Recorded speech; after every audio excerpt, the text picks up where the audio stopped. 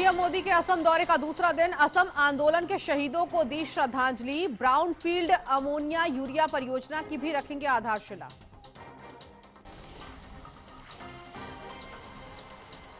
UP BJP की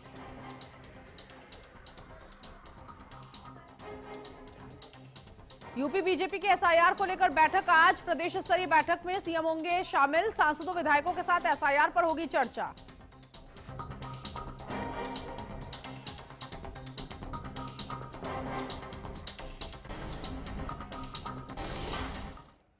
नमस्ते, एक बार फिर से आप सभी का स्वागत है एचएनएन न्यूज पर। मैं हूं आपके साथ नीतू गुप्ता। खबरों की शुरुआत करेंगे इस वक्त की अहम खबर के साथ। थोड़ी देर में उत्तर प्रदेश के मुख्यमंत्री योगी आदित्यनाथ पेश करने वाले हैं अनुपूरक बजट। वित्त मंत्री सुरेश खन्ना पेश करेंगे अनुपूरक बजट और सीएम योगी आदित्यनाथ भी वहां पर मौजूद होंगे। 25 से 30 हजार करोड़ का ये बजट हो सकता है, आकलन किया जा रहा है। तो अब से थोड़ी देर में विधानसभा सत्र की कार्यवाही शुरू होने जा रही है उत्तर प्रदेश में, और ऐसे में उत्तर प्रदेश में अनुपूरक बजट पेश किया जाना है। वित्त मंत्री सुरेश खन्ना अनुपूरक बजट पेश करेंगे और 25 से 30 करोड़ तक का बताया जा रहा है कि अनुपूरक बजट हो सकता है इस बार का। तो उत्तर प्रदेश में 2025-26 का अनुपूरक बजट पेश किया जाना है। अब से थोड़ी देर में विधानसभा की कार्यवाही शुरू होने वाली है। उत्तर प्रदेश विधानसभा की कार्यवाही अब से थोड़ी देर में शुरू होगी। तो मुख्यमंत्री योगी आदित्यनाथ पहुंचेंगे, वित्त मंत्री सुरेश खन्ना जो कि अनुपूरक बजट पेश करेंगे। और जो आकलन इस वक्त किया जा रहा है कि इस बार का अनुपूरक बजट जो है वो 25 से 30 करोड़ तक का हो सकता है। सदन की कार्यवाही शुरू होने जा रही है।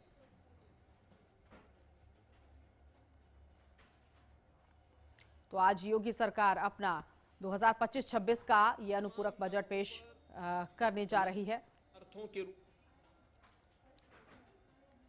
25 से 30 हजार करोड़ का यह अनुपूरक बजट होगा और अब से थोड़ी देर में सत्र शुरू होने जा रहा है। उधर झांसी के बरुआ सागर में एक युवक ने फांसी लगाकर आत्महत्या कर ली। बताया जा रहा है कि युवक अपने मां बाप से संपत्ति में देने की बात उसने कही थी। जब घर वालों ने मना कर दिया तो उसने ये कदम उठा लिया। वहीं सूचना पर पहुंची पुलिस ने शव को कब्जे में लेकर जांच शुरू कर दी है। तो झांसी से ये खबर, जहां युवक ने फांसी लगाकर खुदकुशी कर ली। माँ बाप ने संपत्ति से बेदखल किया, जिसकी वजह से उसने ये कदम उठाया है। पुलिस मौके पर पहुंच चुकी है। शव को कब्जे में लेने के बाद आगे की जांच की जा रही है। तो युवक के आत्महत्या करने के बाद इलाके में सनसनी फैली हुई है। आसपास हड़कंप मचा हुआ है। बताया जा रहा है कि मां बाप से लड़ाई झगड़ा हुआ करता था। संपत्ति में बंटवारे की बात युवक ने कही थी, लेकिन परिवार ने हिस्सा देने से मना कर दिया, जिसकी वजह से उसने ये कदम उठाया है और फांसी लगाकर उसने अपनी जान दे दी। परिवार इस वक्त रो रहा है, बिलख रहा है, मातम पसरा हुआ है। हाँ, तो सर जी मम्मी पापा से लड़ी, बोले हमें हिस्सा दो हमारा, ना तो हम मर जाएंगी। और फिर सुबह जी दारू पी के आया तो फिर लड़ी जी। सुबह बड़ी पापा मम्मी हाँ जी गए थाने, तो उनकी रिपोर्ट कर दी। और फिर ये उनने जी यहाँ से लगा के गए, उनने इन्ने स्टॉल से फांसी लगा ली। तो वही हिस्सा पे बोले हिस्सा जो हमें, तो उनने वो जी बोला कि हाँ ऐसा तुम तो पी खा के पूरे लौटा देगी।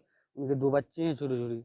सुनने की हम तुम्हें हिस्सा तो दे नहीं रहे, हम उन्हीं के नाम करे दे रहे जी। तुम मंजिल माता की दुकान पे दुकान खोलते थे नारियल की। उधर फर्रुखाबाद में घने कोहरे के चलते विजिबिलिटी काफी कम हो गई है। सुबह से ही सड़कों पर सन्नाटा पसरा हुआ है। कोहरे की वजह से वाहन चालकों को काफी परेशानी हो रही है। फॉग लाइट का सहारा लेकर लोग वाहन चलाने के लिए मजबूर हो गए हैं। तो फर्रुखाबाद में कोहरे के चलते विजिबिलिटी बहुत कम हुई, जिसकी वजह से सड़कों पर सन्नाटा पसरा हुआ है। जो गाड़ियां चल भी रही हैं वो रुक रुक कर चल रही हैं और वाहन चालकों को ऐसे में दिक्कत हो रही है। कई जगहों पर जाम जैसी स्थिति भी हो चुकी है। तो ये आप तस्वीर देख सकते हैं, ये फर्रुखाबाद से तस्वीर सामने आई है, जहां विजिबिलिटी ना के बराबर है। कुछ ही कदम की दूरी पर सब कुछ गायब दिख रहा है, कुछ भी नजर नहीं आ रहा। ऐसे में गाड़ियों की लाइट जलाकर लोग चल रहे हैं।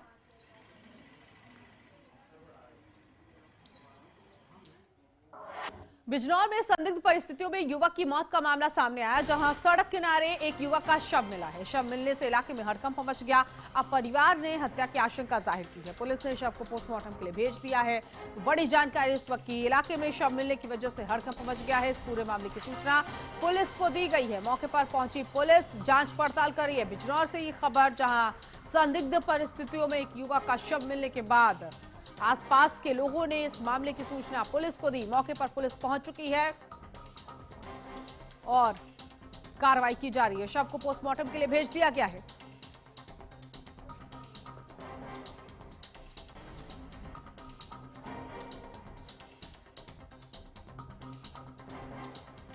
तो परिवार ने हत्या की आशंका जाहिर की है। पुलिस ने शव को पोस्टमार्टम के लिए भेज दिया है। संदिग्ध हालात में एक युवक का शव बरामद हुआ। रात के अंधेरे में एक युवक का शव मिलने के बाद पुलिस ने उसे अपने कब्जे में ले लिया है। सड़क किनारे युवक का शव मिला था और राहगीर जो यहां से चल रहे थे, उन्होंने इस बात की जानकारी पुलिस को दी। पुलिस अब शिनाख्त में जुटी हुई है कि आखिर ये शव किसका है। ये थाना नजीबाबाद क्षेत्र में आज जब गश्त करते हुए दो कांस्टेबल्स को एक बाइक जो एक बाईपास है, अनयूज्ड है थोड़ा, वहाँ पर खड़ी दिखी। तो ये लोग चेकिंग करने के लिए आए तो उन्होंने देखा कुछ दूर पर एक व्यक्ति जो है वो यहाँ से दौड़ कर भाग गया अपनी बाइक छोड़कर। जब इन्होंने नीचे उतर कर देखा तो एक अंडर कंस्ट्रक्शन प्लॉट जैसा एरिया है, वहाँ पर एक शव पड़ा हुआ मिला, जिसकी पहचान एक सुरेंद्र नामक युवक के तौर पर हुई है, जो ऐसे फैमिली के साथ देहरादून रहता है, लेकिन मूलतः नागल क्षेत्र का निवासी है। बाइक जो मौके पर है उसके रजिस्ट्रेशन को हम लोग चेक कर रहे हैं। फील्ड यूनिट के साथ बॉडी को एग्जामिन कर रहे हैं। सर पे चोट है और ऐसा लग रहा है जैसे कि व्यक्ति की जो है हत्या हुई है। शव को तत्काल पोस्टमार्टम के लिए भिजवाया जा रहा है और बाकी जो आवश्यक कार्रवाई है वो की जा रही है। उम्र की अब चेक कर रहे हैं डिटेल्स जो है, अराउंड मे बी 35-40 के आसपास एज होगी। गाजियाबाद के एक थिएटर में उस समय हंगामा हो गया जब बच्चों के लिए दिखाई जा रही फिल्म धुरंधर को बीच में ही रोक दिया गया। अचानक फिल्म रुकने से दर्शक और अभिभावक नाराज हो गए। आरोप है कि बहस के दौरान थिएटर कर्मचारियों और दर्शकों के बीच धक्का मुक्की हुई, हाथापाई तक हुई है। दर्शकों का कहना है कि फिल्म में गाली गलौज और बीप होने के कारण 18 साल से कम उम्र के बच्चों को फिल्म नहीं दिखाई जा सकती।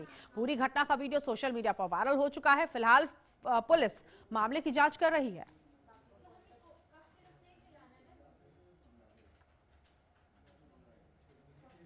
तो थिएटर में फिल्म रोकने पर हंगामा हुआ है क्योंकि फिल्म में गाली गलौज और कुछ ऐसे एक्शन सीन्स दिखाए गए हैं जिसकी वजह से यहां पर कम उम्र के बच्चे भी पहुंचे थे और नाराजगी अभिभावकों की तरफ से जाहिर की गई कि फिल्म को बीच में रोका गया है और कम उम्र के बच्चे इस तरह की फिल्में नहीं देख सकते हैं। उधर हेमवती नंदन बहुगुणा स्टेडियम अल्मोड़ा में सांसद खेल महोत्सव का शुभारंभ हुआ है और सीएम पुष्कर सिंह धामी पहुंचे हैं।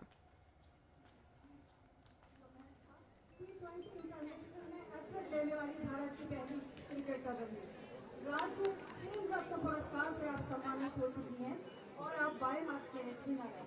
एकता बिष्ट अपने जो अंतर्राष्ट्रीय क्रिकेट खेल की टी-शर्ट माननीय मुख्यमंत्री महोदय को भेंट कर रही है। ठीक से उठा बेटा, पूरी उठा शाबाश। माननीय मुख्यमंत्री अमर रहे, माननीय मुख्यमंत्री की जय हो, विजय हो, इस भावना के साथ एकता बिष्ट ने टी-शर्ट भेंट की। उसके बाद हमारे बीच में ऐसे एक प्रशिक्षक हैं, खेल प्रशिक्षक, जो द्रोणाचार्य पुरस्कार से सम्मानित है, लियाकत अली खान सर को जो है माननीय मुख्यमंत्री महोदय एक स्मृति चिन्ह और शॉल देकर के उनको स्वागत करने का कष्ट करेंगे। आदरणीय लियाकत अली खान।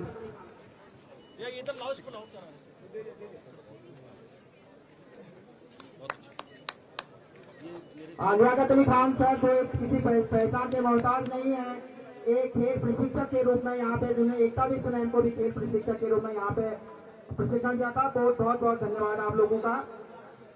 अब आप लोग से अनुरोध है कि कृपया अपना स्थान ग्रहण करने का कष्ट करेंगे। और इसके बाद अब ये जो खेलकूद महोत्सव हो रहा है, संसद खेल महोत्सव में आदरणीय हमारे जो इस संसदीय क्षेत्र के सांसद महोदय हैं, आदरणीय उनका अनुरोध करेगा कि हमारे जो कर्तव्य करेंगे। सीएम पुष्कर सिंह धामी जिन्होंने इस महोत्सव का शुभारंभ किया।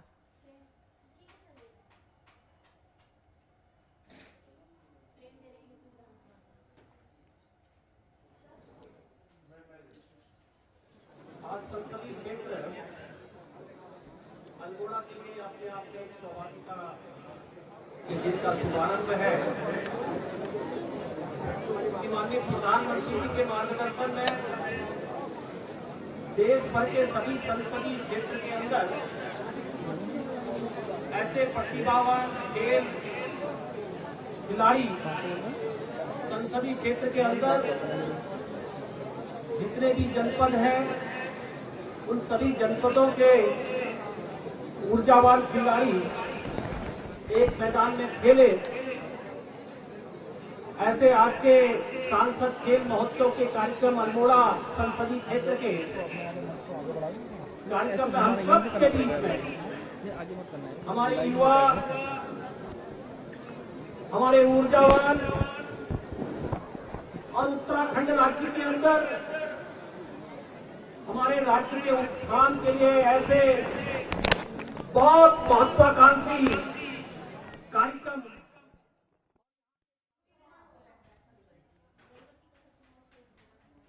तो खेल को बढ़ावा देने के लिए यहाँ पर जितने भी प्रतिभागियों ने हिस्सा लिया उनका सम्मान किया गया है और सांसद खेल महोत्सव का शुभारंभ मुख्यमंत्री ने किया है।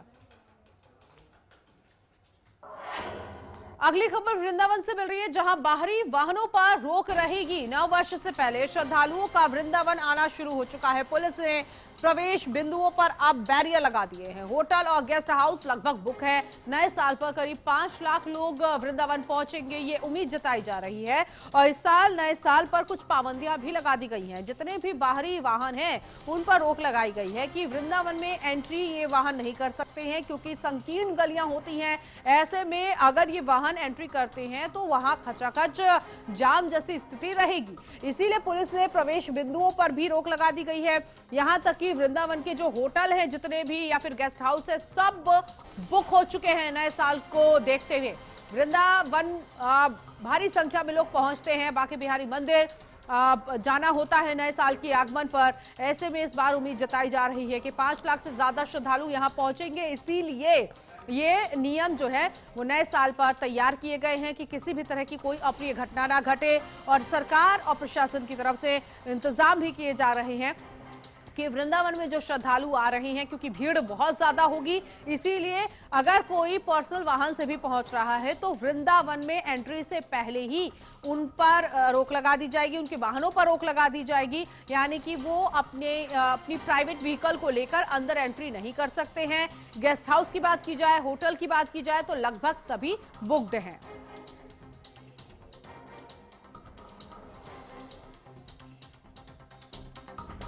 होटल गेस्ट हाउस सब बुक है। नए साल पर काफी ज्यादा भीड़ होती है। बांके बिहारी दर्शन करने वाले लोगों के लिए खबर, अगर आप वृंदावन जा रहे हैं तो आप जिस भी वाहन से जाएंगे वृंदावन जो चौक है, चौराहा है, उसके बाद से ही आपको एंट्री नहीं मिलेगी। नए साल को लेकर जिन्होंने भी प्लानिंग की है बांके बिहारी दर्शन के लिए, उनके लिए खबर, होटल और गेस्ट हाउस बुक हो चुके हैं। बहुत मुश्किल से ही आपको कोई होटल मिल सकता है ठहरने के लिए, क्योंकि इससे पहले ही कई श्रद्धालुओं ने बुकिंग अपनी करा ली है। और अनुमान जताया जा रहा है यहां पर कि 5 लाख से ज्यादा श्रद्धालु नए साल के मौके पर वृंदावन में मौजूद होंगे बांके बिहारी दर्शन को लेकर। तो जो बाहरी वाहन है उन पर रोक रहेगी। नव वर्ष से पहले श्रद्धालुओं का वृंदावन आना शुरू भी हो चुका है, क्योंकि कम वक्त बचा हुआ है। ऐसे में कई लोग पहले ही पहुंच रहे हैं। यहां तक कि 2-3 दिन की बुकिंग भी एक परिवार की तरफ से की जा रही है, ताकि वो नए साल के मौके पर वृंदावन में बांके बिहारी मंदिर से नए साल का शुभारंभ कर सके, नए साल की शुरुआत कर सके। अब पुलिस ने प्रवेश बिंदुओं पर बैरियर लगा दिया है, यानी कि बैरिकेडिंग करने के बाद यहां से कोई भी पर्सनल व्हीकल अंदर की तरफ नहीं जा सकता है। और जो वृंदावन का चौक चौराहा है वहीं पर ये बैरिकेड कर दिया गया है। इससे आगे आपको यहाँ के जो व्हीकल्स है, यहाँ के जो वाहन है, उनकी मदद आपको लेनी होगी। और स्थिति ऐसी हो जाती है कि वृंदावन की संकीर्ण गलियों में पैदल ही रास्ता तय करना पड़ता है।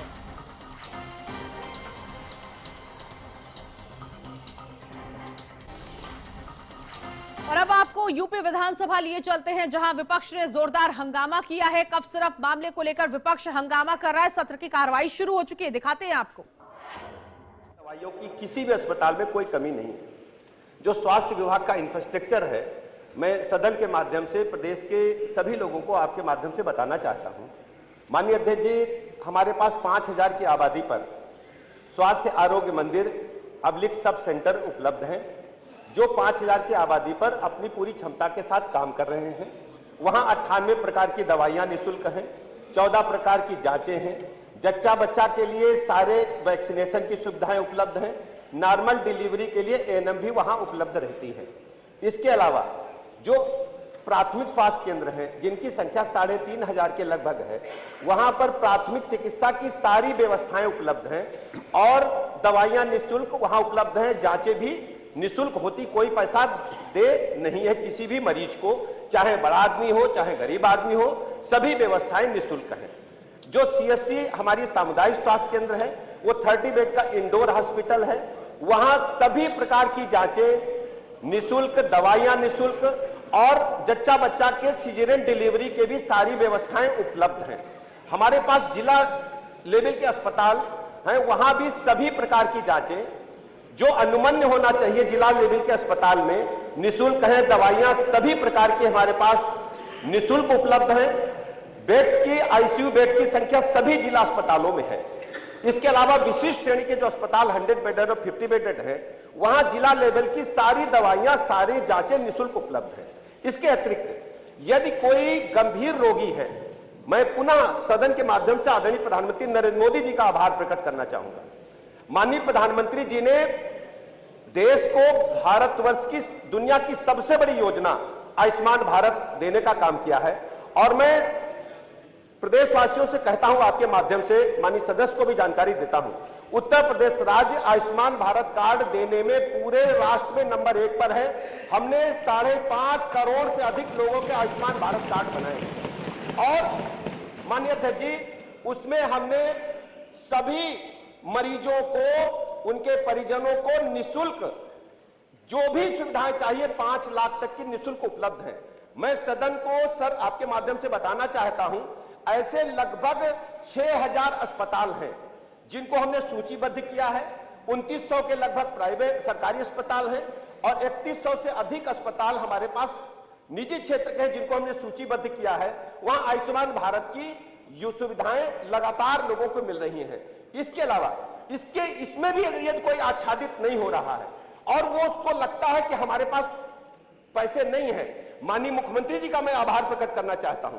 1300 करोड़ रुपया मुख्यमंत्री सहायता कोष से ऐसे गरीबों को निःशुल्क इलाज के लिए दिया गया है। माननीय अध्यक्ष जी, ये माननीय सदस्य का जो सवाल है और दूसरे सदस्य का जो सवाल है, इनको दर्द गरीबों का नहीं है, इनको गरीबों से कोई लेना देना नहीं है। ये केवल सत्ता की भूख, सत्ता के पेट में दर्द की वजह से चिल्लाते हैं। इनका केवल सदन का ध्यान अपनी तरफ आकृष्ट करना कि अखबार में 2 लाइन छप जाए। अगर ये मीडिया के साथी फोटो न खींचे, एक आदमी बेल में नहीं आएगा। पेट दर्द की आपके पास दवा है? इनका कोई मतलब नहीं है। और सर अरे वो आपके पेट दर्द की दवा दे रहे ना अध्यक्ष जी, जब इनका शासनकाल था, मैं स्पष्ट कर दूं, 17 से पहले आंकड़े मंगा लीजिए सर, 17 से पहले आंकड़े अस्पतालों और स्कूलों को तबेला बना करके रख दिया था।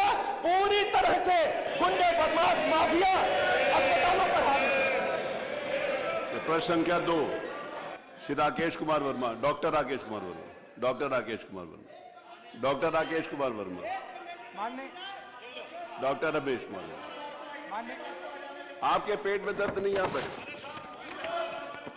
चलिए, डॉक्टर राकेश आर के वर्मा। माननीय अध्यक्ष जी, उत्तर आया ही नहीं माननीय। आपने आयुष विभाग से संबंधित प्रश्न पर मुझे प्रश्न पूछने का अवसर दिया, इसके लिए आपको आभार। मान्यवर, सरकार का जवाब जब हम पढ़ते हैं और आयुष विभाग का जो लीडिंग विभाग है वो आयुर्वेद है, और आयुर्वेद की व्यवस्थाओं पर नजर जब डालते हैं तो ऐसा लगता है जो हमारे मनीषियों की एक धरोहर रही है, उस धरोहर को मिटाने में। आप कौन से डॉक्टर हो? मान्यवर, मैं वही बात तो बता रहा हूँ। वो कौन से? भूमिका है, एलोपैथिक हो कि आयुर्वेदिक हो? आप समझे कौन जो भूमिका भारत के ज्ञान महोदय जो भारत के ज्ञान विज्ञान को मिटाने के लिए जो हूड़ों ने, जो बख्तियार खिलजी जैसे विदेशी आक्रांताओं ने जो योगदान दिया है, आज वही कार्य भारतीय जनता पार्टी की सरकार में हो रहा है। फर्क इतना सा है कि मुखौटा स्वदेशी और राष्ट्रवाद का लगा रखा है। मानवर, बहुत सारे लोग हो सकता है कहें कि ये बात मैं क्यों कह रहा हूं। विभाग की बदहाली, जी मैं मानता हूं, मैं बात करता हूं, आपको जवाब देना है, जवाब आपको देना है। जब समाजवादी पार्टी की सरकार थी, जब तक समाजवादी पार्टी की सरकार थी, मेरे पास एक ज्ञापन है मानवर। इस विज्ञापन में देखिए जो एनआरएचएम भारत सरकार की प्रमुख योजना है ग्रामीण इलाकों में स्वास्थ्य सुविधाओं को पहुंचाने के लिए, ये उसका विज्ञापन है, जहां पर एमबीबीएस, नेत्र संजर, रेडियोलॉजिस्ट, दंत चिकित्सक, आयुष चिकित्सक, सबका मानदेय देखिए, ये मेरे पास पत्र है उस समय का जो विज्ञापन हुआ था, सबका मानदेय 24,000 रखा गया। चूंकि सरकार भी मानती है, न्यायालय भी मानता है कि समान काम तो समान दाम होना चाहिए, समान कार्य का समान वेतन होना चाहिए। लेकिन सरकार ने क्या किया, आज जो एलोपैथिक जो एनआरएचएम में डॉक्टर हैं उनको 1 लाख मानदेय दे रही है, और जो आयुष के जो डॉक्टर हैं उनको 36,000 दे रही है। तो आप आयुष को मिटाने का काम कर रहे हो या इसका संवर्धन करने का काम कर रहे हो? मानवर, इसी तरीके से एमओसीएच के 1678 पद हैं, 1678 पद एमओसीएच के हैं जो राजपत्रित अधिकारी के पद पर काम करते हैं, जिनकी भर्ती आयुर्वेद विभाग से हुई, जो काम चिकित्सा स्वास्थ्य माननीय डिप्टी सीएम साहब का करते हैं, सैलरी ये देते हैं। लेकिन इन्होंने जो 1678 पद जो भर्ती हुए थे, आज तक इनका प्रमोशन करने का काम नहीं किया। जो जिस पद पर भर्ती हुआ था उसी पद पर रिटायर होने जा रहा है। आप बेगारी करवा रहे हो, आप उसको सम्मान नहीं देना चाहते, आप ये कहते हो कि हम आयुर्वेद का संवर्धन करने का काम करें। मानवर, इसीलिए मैं ये कहना चाहता हूं, आज आयुर्वेद विभाग में आप देख लीजिए, आयुर्वेद विभाग में 2128 डिस्पेंसरियां हैं, सब खाली पड़ी रहती, कोई ओपीडी नहीं। गुरुग्राम में आदमी जाता है पंचकर्मा कराने के लिए, 5-5 लाख रुपए फीस देकर के आता है, लेकिन इनके आयुर्वेदिक चिकित्सालयों में जो पंचकर्मा है वो बेकार पड़ा हुआ है, वहां पर जानवर बैठते हैं, कहीं पर कोई काम नहीं हुआ। आप जानकारी कर लीजिए कितने लोग पंचकर्मा कराने के लिए हमारे राज्य की चिकित्सालयों में जाते हैं। तो मानवर, ये भारत के ज्ञान विज्ञान को मिटाने का काम हो रहा है या संवर्धन करने का काम हो रहा है? वहीं पर विभाग में अनियमितताएं, जो माननीय मुख्यमंत्री जी ने जो दाम्पत्य नीति बनाई है, उस दाम्पत्य नीति का खुला उल्लंघन करने का काम ये भारतीय जनता पार्टी की सरकार करे। यही राजकीय आयुर्वेदिक कॉलेज लखनऊ में सर्जरी विभाग में महिला चिकित्सक को दाम्पत्य नीति का उल्लंघन करके बाधा भेजा गया, केवल मानसिक दुर्भावना की वजह से। सरकार मंत्री कोई ध्यान नहीं देते, कोई कार्यवाही नहीं करते। माननीय, मेरा प्रश्न है कि एमओसीएच को या तो उनको चिकित्सा स्वास्थ्य विभाग में ले लिया जाए या आयुर्वेद में कर दिया जाए, और उनका समय समय पर प्रमोशन की नियमावली बनाने का काम किया जाए, वो नहीं बनी है। दूसरा, एनआरएचएम के डॉक्टर, जो भारत सरकार की एनआरएचएम की एक ही गाइडलाइन है, वही काम हर कोई करता है, तो उनके वेतन में विसंगतियां क्यों, उनके मानदेय में विसंगतियां क्यों? सबको बराबर करने का काम किया जाना चाहिए। तीसरा मेरे हाथ में ये भारत का राजपत्र है, भारत सरकार ने जो 39 ऑपरेशन ऐसे हैं जो आयुर्वेद के शल्य चिकित्सकों को करने के लिए अनुमति किया है, उसका राजपत्र जारी करने का काम किया है। सरकार कभी स्पष्ट नहीं करती। चलिए, आपके प्रश्न आगे 5 मिनट हो गए, आपके 5 मिनट से ज्यादा मैं अवसर नहीं मानते हैं। श्री ब्रजेश कठेरिया, ये मानते हैं या नहीं मानते हैं? ब्रजेश कठेरिया हैं। मैं सवाल, आपका हो गया, मैं आपको 4 मिनट कि एमओसीएच को उनको समय समय पर उनका प्रमोशन करेंगे कि नहीं, एनएचएम को सारे पैथी के चिकित्सकों को एक समान वेतन देंगे कि नहीं, दाम्पत्य नीति का उल्लंघन करने वालों की जांच करवा करके कार्रवाई करेंगे कि नहीं, और भारत सरकार के राजपत्र को मानते हैं कि नहीं मानते, ये माननीय मंत्री जी को जवाब देना होगा। श्री ब्रजेश कटेल। तो यूपी विधानसभा की ये कार्रवाई देख रहे थे जिसमें सभी जो सांसद मौजूद हैं प्रश्नकाल के दौरान अपनी अपनी बातें भी यहां पर रखी जा रही हैं। फिलहाल यहां रुकेंगे एक ब्रेक के लिए। खबरों का सिलसिला HNN न्यूज पर लगातार जारी है।